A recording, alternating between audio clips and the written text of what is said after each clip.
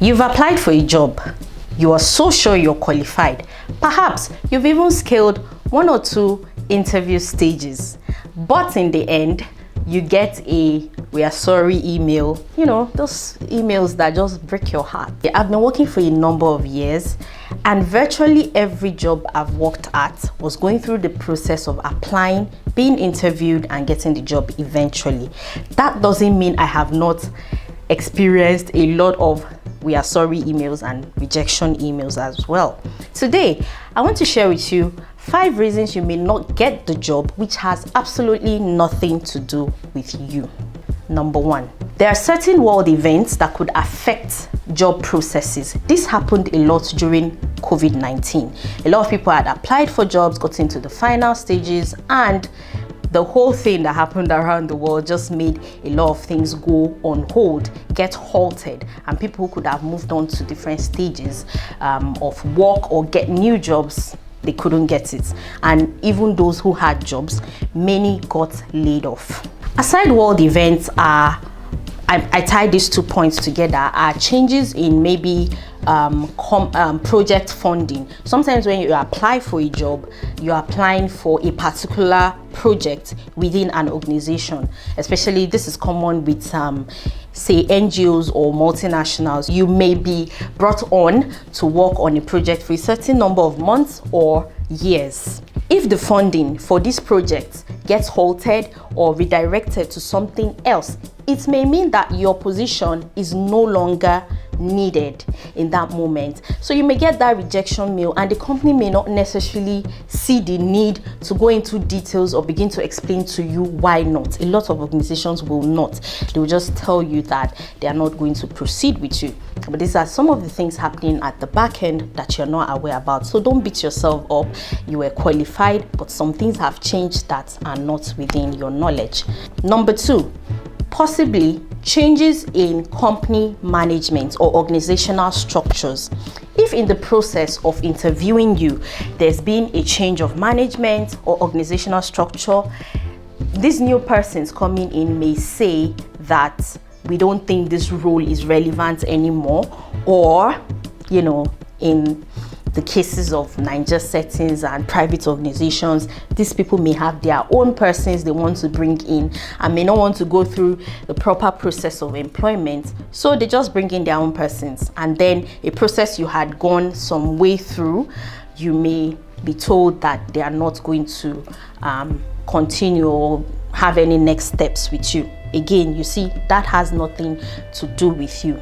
Number 3, I believe this one happens to a lot of people low-key, and they are just not aware that that is where their problem is coming from. When your referee is your own village people, like your village people that is aiming for your downfall, and you don't know, like perhaps you have someone you respect, you maybe love and have understudied with them, you see them as your mentor, but you don't know that actually they do not like you. It's just like having fake friends, like having false friends. You think that you love them, but they don't really like you like that. So you send their names as references, and they are saying things negative about you to the company. It was recently shared on the internet when someone got to know that his reference was the issue, because maybe someone within the company, or it was the HR that told him that this was what his reference said. So before you choose your reference or your references, before you choose your referees, you should make sure they are people you truly trust. They are people who in the past have been references for you. And perhaps if you're falling out with a reference at some point, for whatever reasons, that's between you two as human beings, do not forget to take them off your CV when applying for new jobs or putting in for new positions. So your reference could be messing you up and you don't know about it. That doesn't mean you should go suspecting your references. I'm just saying it's a possibility. Number 4. Now, there are organizations that actually do not need, no, let me rephrase that. There are organizations that actually need someone for a position, but already know the persons they want to put in that position. However, because they have maybe headquarters they report to, or major organizations or individuals they have to give feedback to, they put up these openings just as a front. Is a front. They don't need you. They have who they are going to put there, but they need to show the process. They need to say, oh, we went through this recruitment process, we went through this shortlisting process, and these are the persons we decided to go with. So again, you see, in this case, it has nothing to do with you. Yours is to apply, yours is to join the race. You cannot predict what's going on behind the scenes, but once you've joined the race, perhaps there's a possibility that something changes. You know, even maybe the candidates they thought were good enough may end up not being good enough. So they fall back to those who actually applied, look through qualifications, and they might still reach out to you. But in some cases, as I said, some companies just put this out to show that they went through process, but they already know, you know, they have one or two candidates, already know the people who are going to take up those roles. In some cases, it's not even because they are trying to be shady, but they may have people already working with them who also applied for the same role. Perhaps they are looking to change roles or move positions within the same company. So they still have to put out the opening, and then naturally they would give a person already working there will have an advantage over you who has not been tested. So you understand that, again, this has nothing to do with you. Number 5, which may come off as shocking to people, is that you are overqualified. Now, what does it mean that you are overqualified? They might have looked through your qualifications, your years of experience, and may think that this person is way too much for this position. They know too much, they are too good. Maybe the pay is not even it doesn't measure up to what you should be earning. Perhaps you just applied because maybe you're out of work in the meantime and you want to take something up, but they may see clearly that you are overqualified for the position.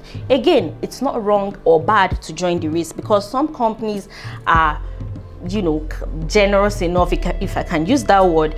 They may reach out to you and tell you there's another position you may be a better fit for based on your qualification, especially if there are organizations who are concerned about due process and believe that employees should really earn what they are worth. Let me put it that way. So they may still reach out to you and say, we have a different position, we think you are maybe not, you're overqualified for this.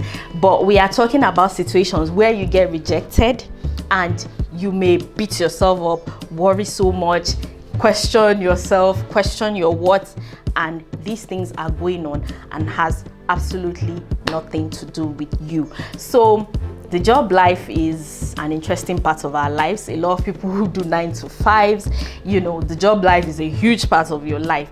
And again, I am able to know some of these from my years of experience working. Sometimes you get to know because people within the organization you've applied to tell you these things, so you get to know.